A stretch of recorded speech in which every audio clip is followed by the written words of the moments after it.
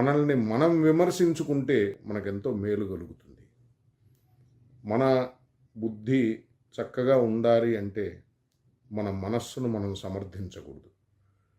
ఒకవేళ మనం మాయాధీనులం కాకపోతే అప్పుడు మనలో దోషాలు లేవు, మనలో ఎలాంటి తప్పులు ఉండవు అనుకుంటే సరిపోతుంది. కానీ మాయకు అధీనంగా ఉన్నటువంటి మనం సహజంగానే ఎన్నో దోషాలను కలిగి ఉంటాం. కామం, క్రోధం, లోభం, మోహం, మదం, మత్సరం, అట్లానే ఈర్ష్య, ద్వేషం, అసూయ.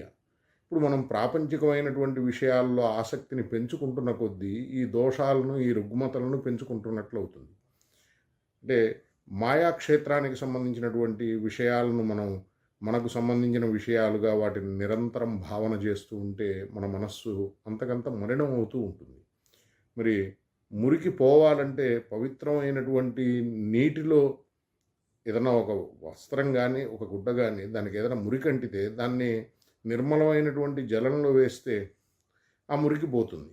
అట్లా కాకుండా మట్టిలో మళ్ళా వేస్తే, మురికిలో వేస్తే ఆ మురికి ఇంకా పెరుగుతుంది. అంటే భగవత్ సంబంధమైనటువంటి విషయాలు, సద్విషయాలు మనస్సును నిర్మలంగా, పవిత్రంగా మలుస్తాయి.